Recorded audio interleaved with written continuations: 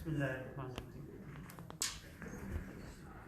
الحمد لله رب العالمين والعاقبة للمتقين، والصلاة والسلام على أشرف الأنبياء والمرسلين وعلى آله وأصحابه أجمعين، أما بعد.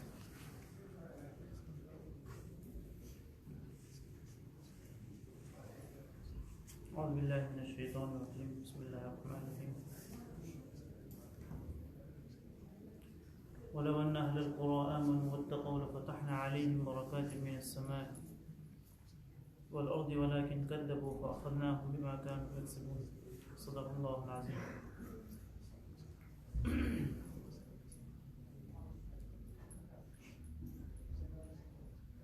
محترم بزرگوں اور دوستوں،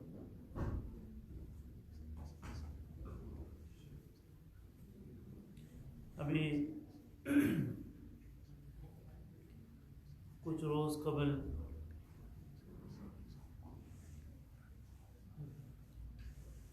نمونہ سلف شیخ الحدیث جامعہ اسلامیہ دابیل حضرت اقدس مفتی احمد خان پوری صاحب ادام اللہ فیوزہ وأطال عمرہ کی ایک آڈیو کلپ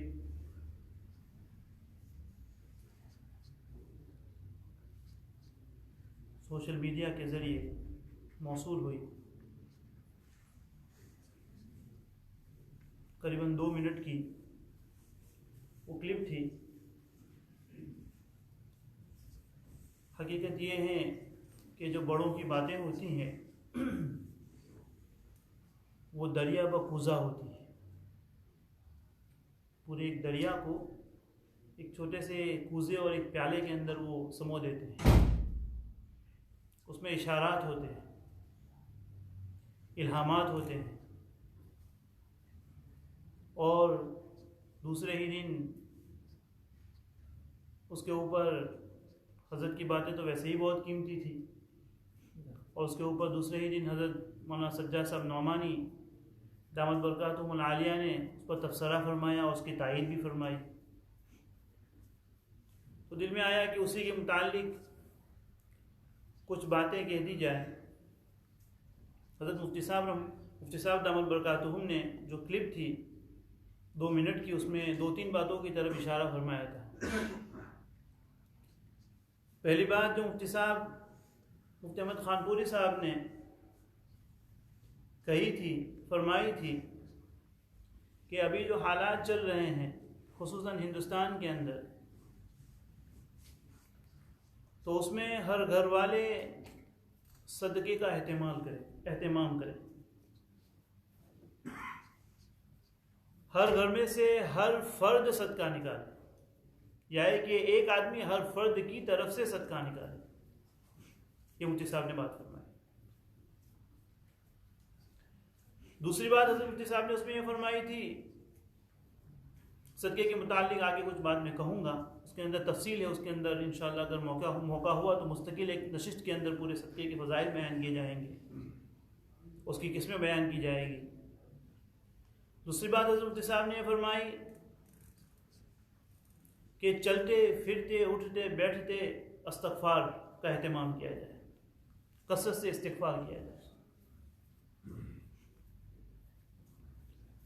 تیسری بات حضرت مفتی صاحب نے یہ فرمائی کثرت سے درود پاک کا اہتمام کیا جائے، کثرت سے درود شریف کا اہتمام کیا جائے. اس کے متعلق بھی انشاءاللہ کبھی موقع ہوا تو مستقل فضائل درود کے نام سے مستقل نشست کی جائے گی. اور چوتھی بات حضرت مفتی صاحب نے یہ فرمائی کہ اگر کسی کے ذمے حقوق العباد باقی ہے، کسی کے ذمے حقوق العباد، بندوں کے حقوق، بندوں کے جو رائٹس ہیں وہ باقی ہیں، تو اس کو ادا کرنے کی جلد از جلد فکر کریں. کیونکہ حقوق اللہ جو ہیں وہ تو استغفار اور توبہ سے معاف ہو جائیں گے، لیکن حقوق العباد جب تک بندوں کے حقوق ادا نہیں کیے جائیں گے وہ معاف. میں نے کسی کے پیسے مارے ہیں، کسی کی زمین ماری ہے، بہنوں کا حق ادا نہیں کیا ہے، تو میں چاہے لاکھ استغفار کرتا رہوں، لیکن جب تک میں وہ حق ادا نہیں کروں گا وہاں تک وہ ہاں یہ کہ صاحب حق معاف کر دے مجھے، میں اس کے پاس جا کر معافی مانگوں. تو مفتی صاحب نے ان باتوں کی طرف اشارہ فرمایا. اصل میں حقیقت یہ ہے کہ اس حالات کے آنے میں، اس کے بننے میں اور بگڑنے میں بندے مومن کے اعمال کا بہت ہی بڑا ہاتھ اور مدار ہے. مومن کے جو اعمال ہوتے ہیں وہ بڑے قیمتی ہوتے ہیں، بڑے اونچے ہوتے ہیں. مومن کے حالات اچھے ہوں گے تو دنیا کے حالات اچھے ہوں گے. مومن کے حالات بگڑے گی، مومن گناہوں کی طرف جائے گا، احکامات خداوندی کو توڑنے میں لگے گا، سنتوں سے روگردانی کرے گا، شریعت سے روگردانی کرے گا، تو پوری دنیا کے حالات بگڑیں گے. اس کی دلیل یہی ہے کہ اللہ تعالیٰ نے اس دنیا کا بقا جو ہے وہ ایمان والے کے اوپر رکھا ہے. یہ دنیا قائم ہی ایمان والوں کی. جب ایمان والا نہیں ہوگا تو اللہ تعالیٰ دنیا ہی ختم فرما دیں گے. تو اس کے اعمال کے اندر بڑی تاثیر ہے. اللہ پاک کلام پاک میں فرماتے ہیں وَكَذَلِكَ أَخْذُ رَبِّكَ إِذَا أَخَذَ الْقُرَى وَهِيَ ظَالِمَةٌ، کہ ہم نے بستی والوں کو پکڑا، ان کو سزا دی، ان کو پنش کیا. کب؟ وَهِيَ ظَالِمَةٌ، جب وہ ظلم کرنے والے ہو گئے، جب وہ ظلم پہ اتر آئے. اور اس سے بڑا ظلم کیا ہو سکتا ہے انسان کا اپنی ذات کے اوپر اور ساری کائنات و انسانیت کے اوپر، کہ وہ احکامات خداوندی کے خلاف چلا جائے، اللہ کے احکامات کو توڑنے کے اوپر آ جائے. اس سے بڑا ظلم کیا ہو سکتا ہے؟ وَكَذَلِكَ أَخْذُ رَبِّكَ إِذَا أَخَذَ الْقُرَى وَهِيَ ظَالِمَةٌ، پھر آگے إِنَّ أَخْذَهُ أَلِيمٌ شَدِيدٌ. اور جب اللہ پکڑتا ہے تو اس کی پکڑ کوئی معمولی نہیں ہوتی ہے. اس کی پکڑ کوئی معمولی نہیں ہوتی ہے. وہ بڑی مضبوطی سے پکڑتا ہے، وہ بڑی مضبوطی سے پکڑتا ہے. ہاں اس کے مقابلے میں اللہ تعالیٰ نے کیا فرمایا؟ وَلَوْ أَنَّ أَهْلَ الْقُرَى آمَنُوا وَاتَّقَوْا لَفَتَحْنَا عَلَيْهِمْ بَرَكَاتٍ مِّنَ السَّمَاءِ وَالْأَرْضِ. اللہ فرماتے ہیں کہ ہاں اگر کسی کوئی بستی والے ایمان لائے اور تقوی اختیار کرے، ایمان لائے اور اپنے ظاہری باطنی امور میں اللہ تعالیٰ سے ڈرنے والے ہو جائیں، لَفَتَحْنَا عَلَيْهِمْ بَرَكَاتٍ مِّنَ السَّمَاءِ وَالْأَرْضِ، یعنی کہ ہم آسمان و زمین سے برکتوں کے دروازے کھول دیتے ہیں. ہم زمین و آسمان سے برکتوں کے دروازے. آسمان ضرورت کی بارش برساتا ہے، موسم سہانا ہوتا ہے، گرمی بقدر ضرورت ہوتی ہے، ٹھنڈ بقدر ضرورت ہوتی ہے. زمین کی برکتیں یہ ہیں کہ زمین اپنی جو چیزوں کو اگاتی ہے وہ برکت والی ہوتی ہے. پھل فروٹ ہیں اس میں برکتیں ہوتی ہیں، اور اس کے اوپر جو چلنے والے روزی روزگار ہیں، دھندے ہیں، بزنس ہیں، اس میں برکتیں ہوتی ہیں. لَفَتَحْنَا عَلَيْهِمْ بَرَكَاتٍ مِّنَ السَّمَاءِ وَلَٰكِن كَذَّبُوا. ہاں لیکن اگر وہ پھر یہی قوم وَلَٰكِن كَذَّبُوا کہنے کہ اگر وہ ہماری نافرمانی پہ آ جائے، انکار پر آ جائے کہ ہم تمہاری بات نہیں مانیں گے، قرآن و حدیث پر نہیں چلیں گے، فَأَخَذْنَاهُمْ بِمَا كَانُوا يَكْسِبُونَ، تو ہم ان کو پکڑتے ہیں، ہم ان کو سزا دیتے ہیں. اس کی سزا کی وجہ یہ ہوتی ہے بِمَا كَانُوا يَكْسِبُونَ، جو اعمال انہوں نے کیے ہیں، جو حرکت انہوں نے کی ہے، اس وجہ سے ہم پکڑتے ہیں. تو خلاصہ یہ ہوا کہ دنیا کے حالات کے بننے اور بگڑنے میں مومن کے اعمال کا، مومن جو اعمال کرتا ہے اس کے جو افعال ہوتے ہیں اس کا بڑا مدار ہے. اعمال اچھے ہیں، حالات اچھے ہوں گے پوری دنیا کے. مومن کے حالات بگڑیں گے، ساری دنیا کے حالات بگڑیں گے. بلکہ حدیث پاک سے بھی یہ بات ثابت ہوتی ہے.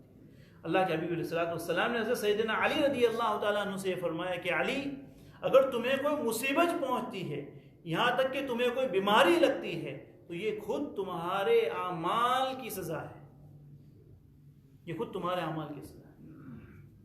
بلکہ حضرت اسماء بنت ابی بکر رضی اللہ تعالیٰ عنہ کے متعلق میں درس حدیث میں بتا چکا ہوں کہ حضرت اللہ کے حبیب علیہ الصلوۃ والسلام جب ہجرت کر کے جا رہے ہیں مدینہ پاک کی طرف صدیق اکبر رضی اللہ تعالیٰ عنہ کے ساتھ، تو حضرت اسماء بنت ابو بکر رضی اللہ تعالیٰ حضرت ابو بکر صدیق کی جو بیٹی ہے ان کے ذمہ ان کی ڈیوٹی ہے کہ غار کے اندر، غار ثور کے اندر کھانا پہنچانا ہے.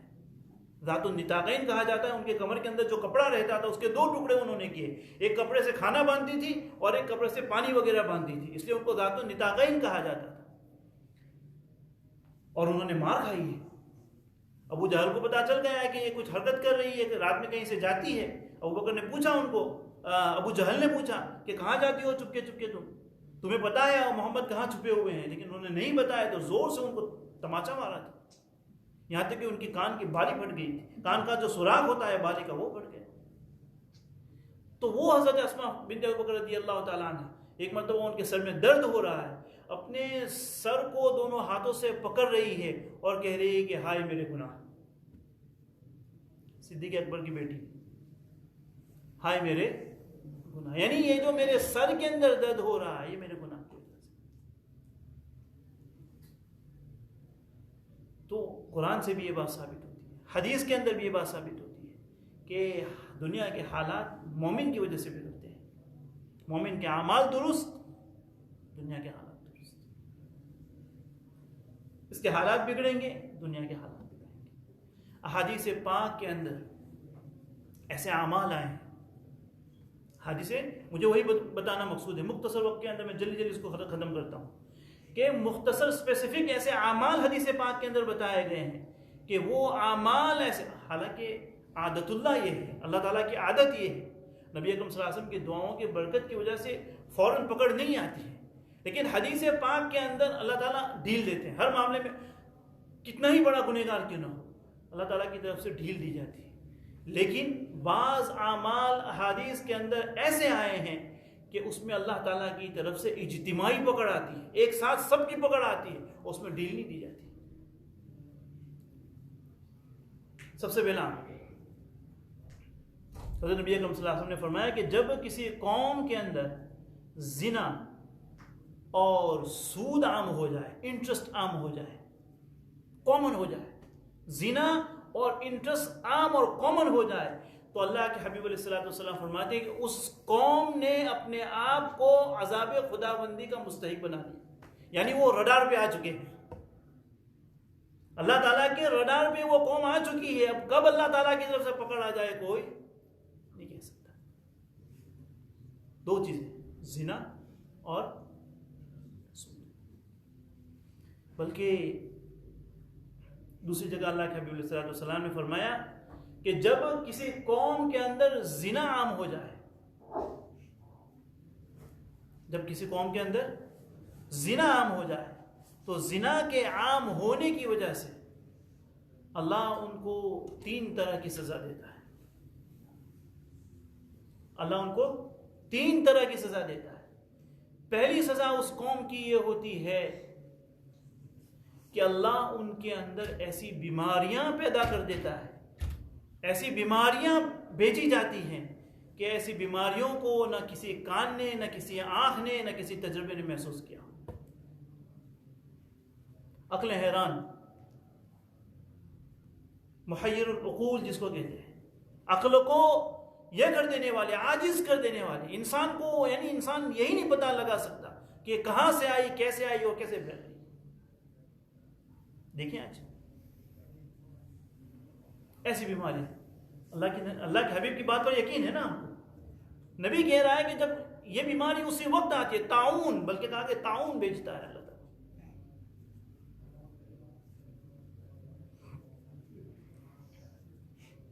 دوسری بات کہ اس قوم کے اندر اللہ تعالیٰ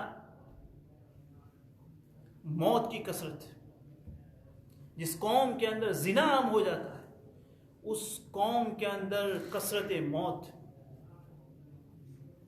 موت کی کثرت ہو جاتی ہے، اموات زیادہ ہونے لگتی ہے.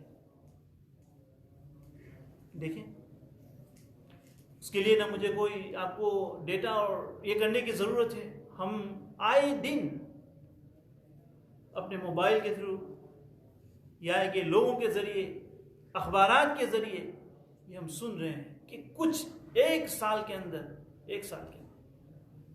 ملین سے زیادہ لوگ دنیا کے حالات کو دیکھیں اور نبی اکرم صلی اللہ علیہ وسلم کی بتائی ہوئی حدیث کے اوپر غور کریں، اس کے اندر پونڈر کریں۔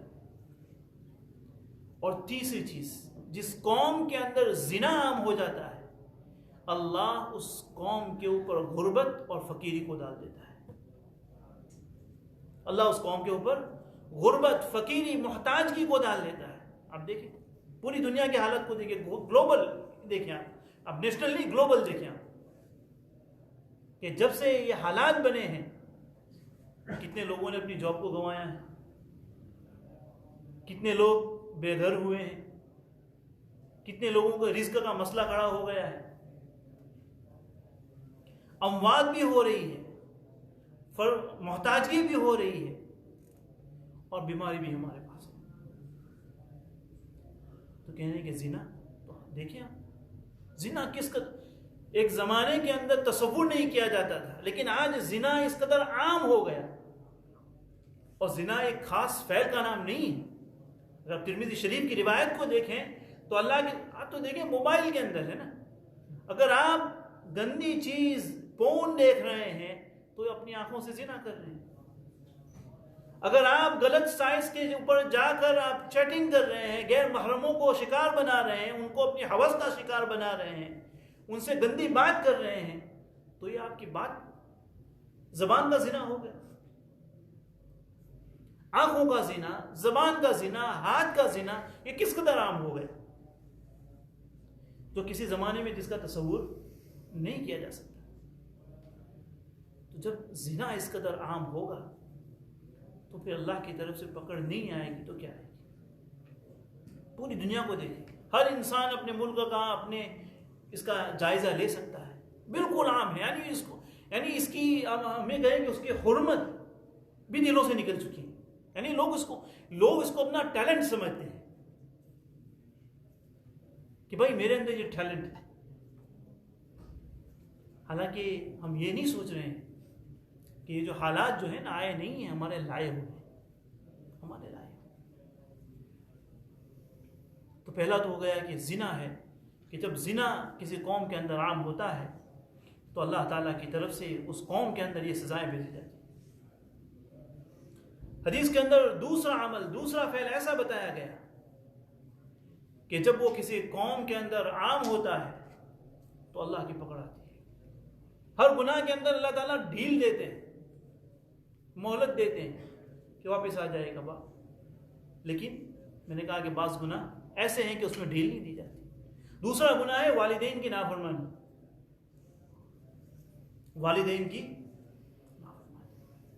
والدین کی نافرمانی ایسا گناہ ہے کہ اس کی سزا انسٹنٹ ہوتی ہے، دنیا میں ہوتی ہے۔ دوسرے گناہ ایسے بھی ہیں کہ جس کی سزا آخرت میں ملے گی، لیکن والدین کی سزا، والدین کی نافرمانی یہ ایسی سزا ہے کہ دنیا میں گرفت ہوتی ہے۔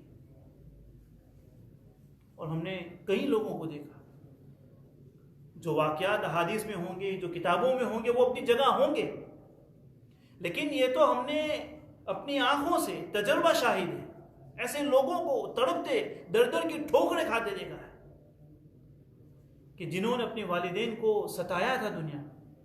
اگرچہ والدین کے اندر، چونکہ والدین تو والدین ہوتے ہیں، تحمل، صبر، برداشت ان کے اندر زیادہ ہوتا ہے، زبان سے کچھ نہیں کہتے ہیں، لیکن اس کا مطلب یہ نہیں ہے کہ وہ زبان سے کچھ نہیں کہتے۔ ہاں، ان کے دل سے نکلنے والی جو آہ ہوتی ہے نا، وہ بھی کافی ہوتی ہے زندگی کو برباد کرنے کے لیے، کافی ہوتی ہے، وہ بھی زندگی کو برباد کرنے کے لیے کافی ہوتی ہے، انسان کی نسلیں اجاڑ دیتی۔ تو والدین کو ستانے کا گناہ دیکھیں، والدین کی نافرمانی کس قدر عام ہے۔ کتنے والدین ہوں گے جن کے یہاں بیٹے بیٹیاں ہوں گی کہ نہیں سنتے ہیں، اگر بیٹی ہیں باپ بنا کر رہا ہے کہ بھائی ایسے چست، ایسے کپڑے نہ پہنو جو شریعت کے خلاف ہے، لیکن کون سنتا ہے؟ کوئی نہیں سنتا ہے۔ کتنے اولاد ہوں گے باپ دیکھ رہا ہے ان کو کہ وہ غلط حرکت کر رہے ہیں، یہ چیزیں کر رہے ہیں، وہ موبائل کے اوپر غلط چیزیں دیکھ رہے ہیں، باپ منع کر رہا ہے، لیکن کون سنتا ہے؟ اللہ ماشاءاللہ، بہت کم لوگ۔ اور کتنے لوگ ایسے ہیں آج کہ جن کو اپنے باپ کے ساتھ چلنے میں فخر محسوس ہوتا ہے، یعنی یہ بھی حدیث کے اندر اس کو بھی قیامت کی نشانی بتایا گیا ہے کہ دوستوں کے ساتھ تو یارانہ ہوگا اور باپ کے ساتھ جو رویہ ہوگا، باپ کے ساتھ جو سلوک ہوگا وہ غیروں کا ہوگا. کہ آج بیٹوں کو دیکھیے، اولاد کو دیکھیے، دوستوں کے ساتھ تو ایسی ہنسی مذاق ہے، ایسے مسکراتے ہوئے چہروں کے ساتھ ملتے ہیں، اور جہاں والدین ہوتی ہیں تو والدین کے ساتھ کھڑے ہونے میں ان کو عار اور شرم محسوس ہوتی ہے. کس قدر شرم کی بات. کہا کہ جب والدین کی نافرمانی بڑھ جائے تو اللہ تعالیٰ کی پکڑ آتی ہے.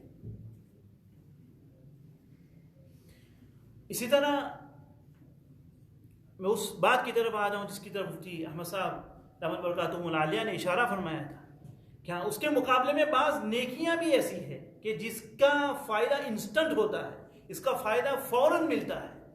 آخرت میں جو ملے گا وہ تو ملے گا ہی، لیکن دنیا میں بھی ملتا ہے. اس میں سے صلہ رحمی، رشتہ داروں کے ساتھ اچھا سلوک کرنا، رشتہ داروں کے ساتھ اچھا سلوک کرنا. رشتہ داروں کے ساتھ صلہ رحمی، اچھا سلوک کرنے کا فائدہ جہاں دنیا میں ہے آخرت میں بھی ہے. اللہ کے نبی صلی اللہ علیہ وسلم نے فرمایا کہ جو شخص یہ چاہتا ہو کہ اس کے رزق میں برکت ہو تو اس کو چاہیے کہ اپنے رشتہ داروں کے ساتھ صلہ رحمی کرے.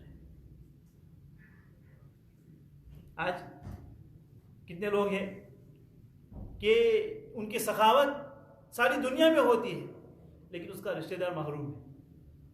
کہا کہ یہ لائق نہیں، یہ لائق نہیں. حالانکہ حضرت عمر رضی اللہ تعالیٰ عنہ کا معمول یہ تھا کہ وہ اپنے رشتہ داروں میں سے ان رشتہ داروں کو زیادہ دیتے تھے جو حضرت عمر رضی اللہ تعالیٰ عنہ کی برائی کرنے والے ہوتے تھے. ایسے رشتہ داروں کو تلاش کرتے تھے کہ جو ان سے خوش نہیں ہوتے تھے، ان کی برائی کرنے والے ہوتے تھے. حضرت عمر نے فرمایا کیوں؟ کیونکہ بھائی کسی تعریف کرنے والے کو دیں گے تو وہ جزاک اللہ کہے گا، شکریہ کہے گا، مصافحہ کرے گا، معانقہ کرے گا، تو گویا کہ اس کا کچھ نہ کچھ بدلہ تو ہم نے دنیا میں ہی لے لیا. اور ایسے رشتہ داروں کو دیں گے کہ جن سے کوئی امید ہی نہیں ہے، وہ کہ نہ شکریہ کہیں گے، نہ جزاک اللہ کہیں گے، نہ کوئی تھینکس کہیں گے، نہ کچھ بھی نہیں، تو کہے کہ سارا کا سارا بدلہ میں آخرت میں لوں گا. ہمارا الٹا ہے، ہم تعریف کرنے والے کو دیتے ہیں. اس کا سب سے بڑا فائدہ رزق میں برکت دی جاتی ہے. معجم الاوسط کے اندر تو لفظ ہے تزید العمر، عمر کو بڑھانے والا. صلہ رحمی ایسا عمل ہے دنیا میں کوئی نہ فائزر ہے نہ ایسٹرازینیکا ہے جو تمہاری عمر کو بڑھا سکتی ہے، لیکن یہ گارنٹیڈ نسخہ ہے. اور میں نے حضرت شیخ یونس صاحب رحمۃ اللہ علیہ سے اپنے کانوں سے سنا. میں نے یہ بات حضرت فرمایا کرتے تھے کہ بچوں میرے پاس ایک نسخہ ہے، میں چپکے چپکے اپنی عمر کو بڑھاتا ہوں. حضرت فرماتے تھے حضرت کہ میرے پاس ایک نسخہ ہے، میں چپکے چپکے اپنی عمر کو بڑھاتا ہوں. حضرت فرماتے ہیں کہ بھائی میرا تو کوئی نہیں ہے، تو میں کیا کرتا ہوں، میرے جو رشتہ دار اس دنیا سے جا چکے ہیں میں ان کے نام سے صدقہ کرتا ہوں. میرے رشتہ دار جو دنیا سے جا چکے ہیں میں اس کے نام سے صدقہ کرتا ہوں. تو یہ صلہ رحمی ہوئی. صلہ رحمی صرف زندوں کے ساتھ نہیں ہوتی ہے، صلہ رحمی مردوں کے ساتھ بھی ہوتی ہے. تو میں ان کے نام سے کچھ صدقہ کرتا رہتا ہوں. تو میں آہستہ آہستہ، چونکہ حدیث میں لفظ ہے تزید العمر، تو میں آہستہ آہستہ اپنی عمر کو بڑھاتا ہوں. یہ بات ہو گئی. اور تیسرا انعام رشتہ داروں کے ساتھ اچھا سلوک کرنے والے کو یہ ملتا ہے کہ اس کی اولاد کے اندر برکت ہوتی ہے. اولاد کے اندر برکت کا یہ نہیں کہ اس کی اولاد بہت زیادہ ہو جائے. اولاد کے اندر برکت کا مطلب یہ ہے کہ اللہ ان کی اولاد کو نیک صالح بناتا ہے، ان کے اندر صلاح و تقویٰ ہوتا ہے، بات ماننے کا جذبہ ہوتا ہے، والدین کی فرما برداری، بڑوں کی اطاعت گزاری ہوتی ہے.